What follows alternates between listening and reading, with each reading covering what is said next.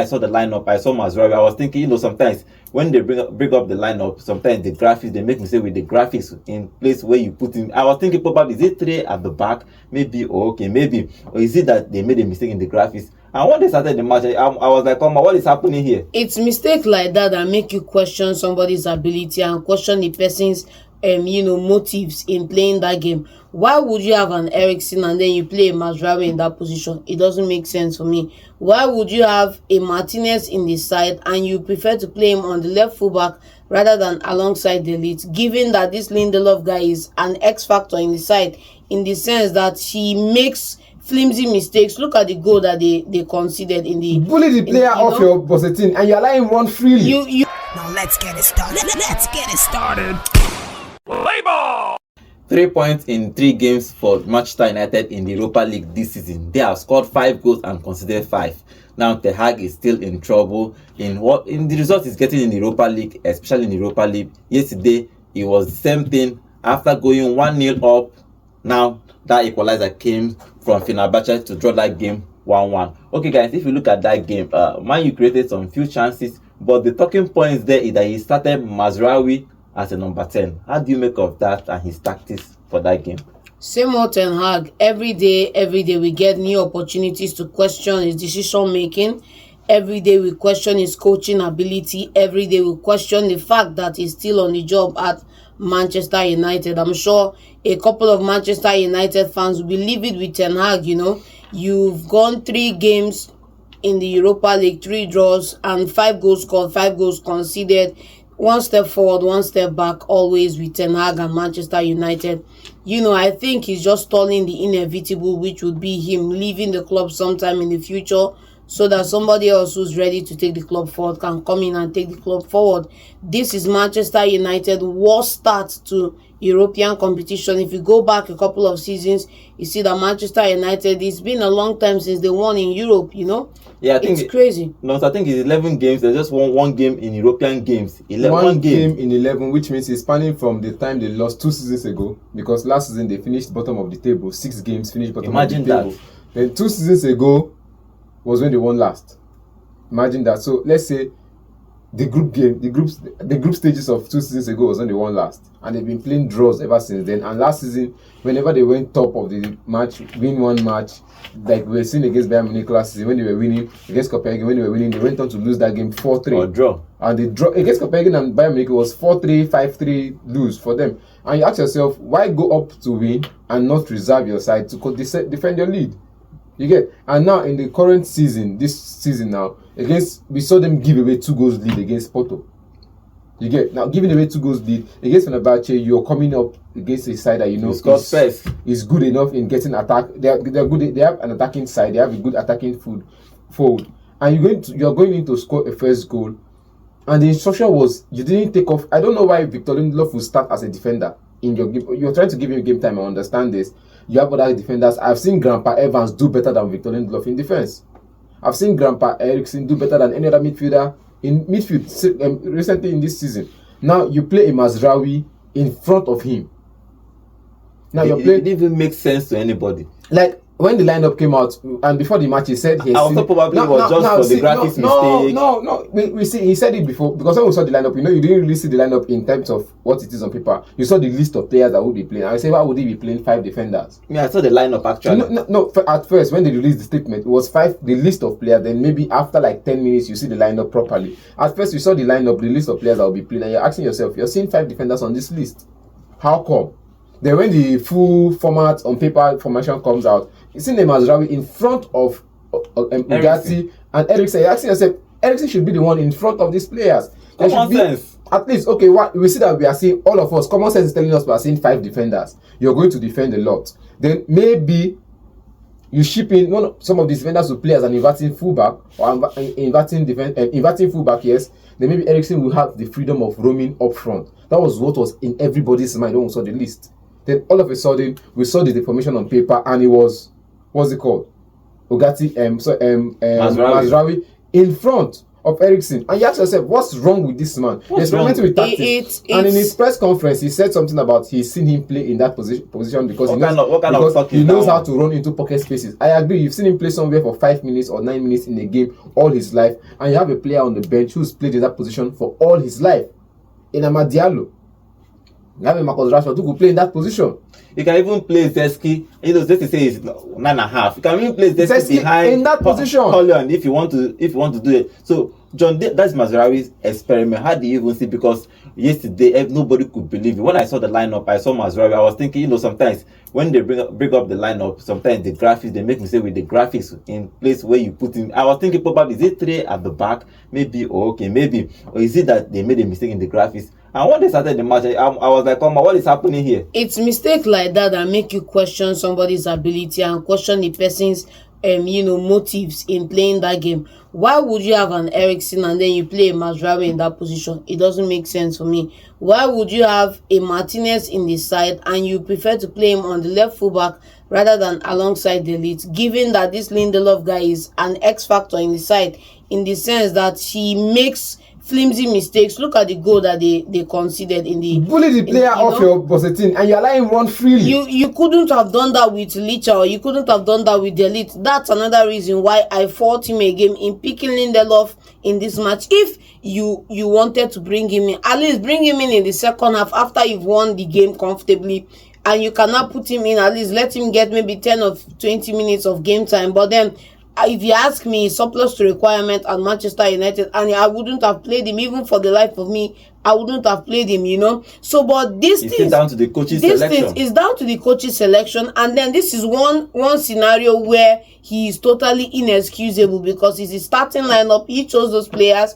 He made those decisions to take off who he took off and bring in players in. And then at the end of the day, this one now, you cannot say it's the players. You have to own it with your full chest, because you made these errors and you made this loss, because that's what it is. Then secondly, now, how do you now want these players to feel if we take this game out of what it is as just another game in the Europa League and put things in perspective? You have an Eriksen that should be playing a number 10 for you. You force him to play a 4 alongside Ugarte, and then you play Mazraoui who was missing in action up front in front of him. How do you want Eriksen to feel? We fought him in that regard, but we saw that Mazraoui ran into pocket spaces, which I wouldn't fault Mazraoui for playing well.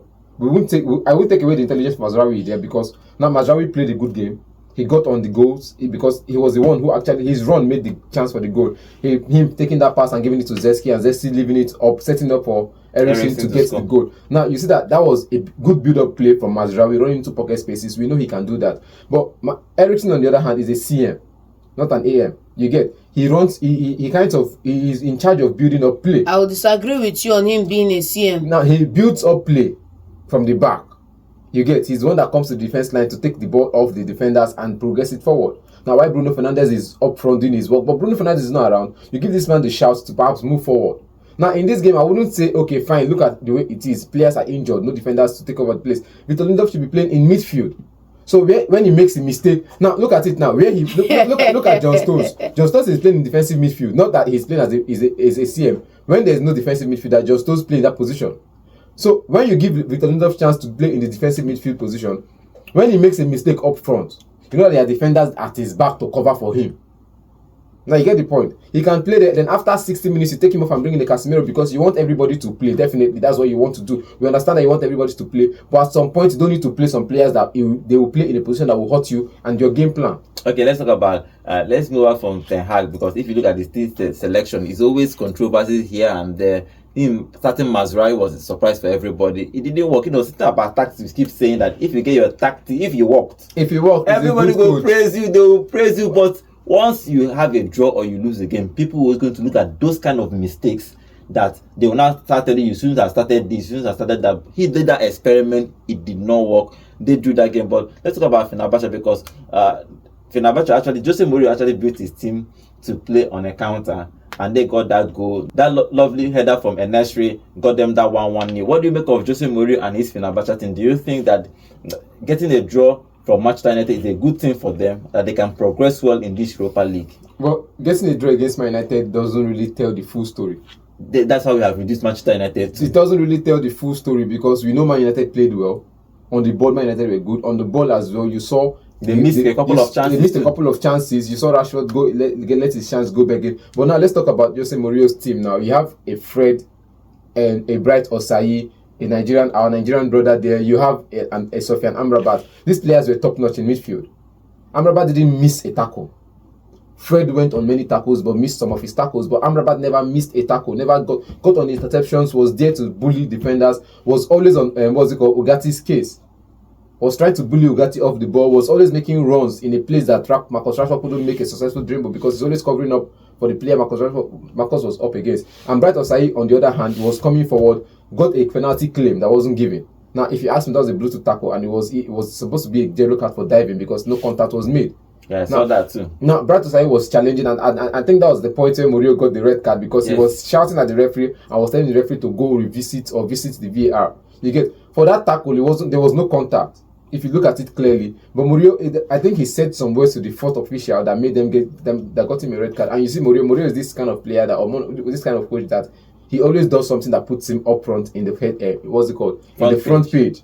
You get, Mourinho does that a lot. And at some point, I think the build up to the goal, all thanks to the ball boy that threw the ball in, and they got a fast play and got the cross, and the Nesri scored the goal. And Mourinho was all hugs, was all praises for the and we saw him reacting to Onana's save.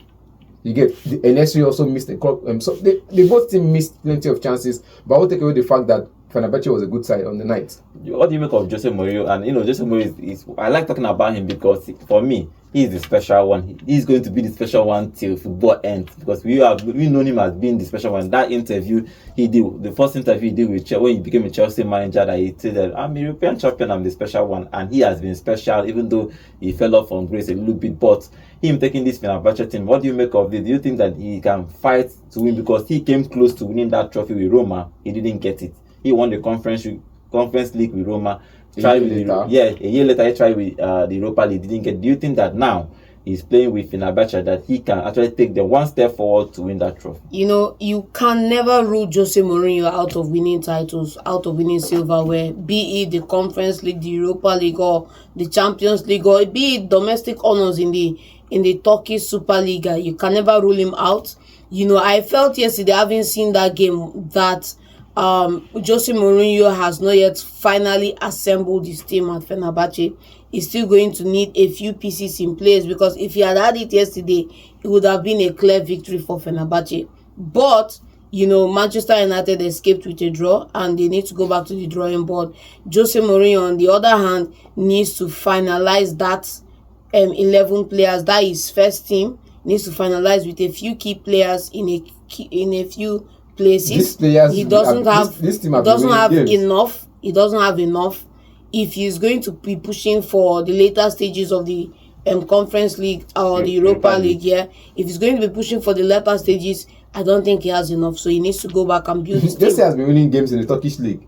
League and Europa League are not the same thing. At some point, the Fred man, the Man United reject, had a hat trick. Gala is still topping that table. Gala is still topping in the Superliga. If you come to the Europa League, look at the teams that we saw in the. What is this the team that is going to beat a Lazio if they meet in the knockout stages?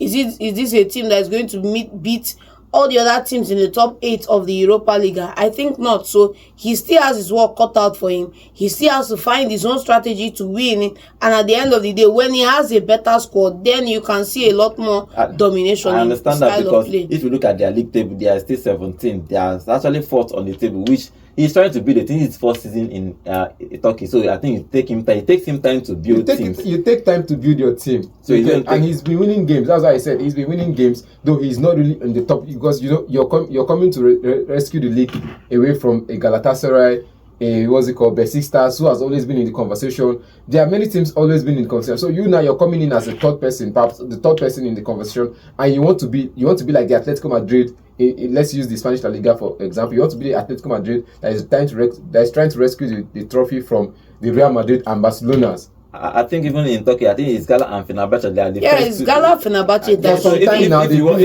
should be in the mix for the title. But for some time now, Besiktas have been there. Yeah, but 3 of them thereabouts, but it's mostly Gala, Fenerbahce. Okay, if you look at that game against Manchester United, Fenerbahce did their best. They played at home. Now got a draw in that game. Ten Hag is still under. Everybody still dey look am because he got another draw again. Manchester fans on social media obviously everybody was angry. Why do you have to start Mazraoui? Why do you have to make changes? Because he brought in Anthony, because everybody was expecting to bring Ahmad, but he brought in Anthony. He got injured and he brought in Ahmad. Then that game ended in a draw. They are going to be playing in the weekend. Hopefully they get the result they need, because Manchester United actually need result. If you look at that Europa League table, they are 21st on the table, which is down. Probably they might qualify for the knockout stage, maybe not, but they need to start winning games. They have played 3 games and they have 3 draws.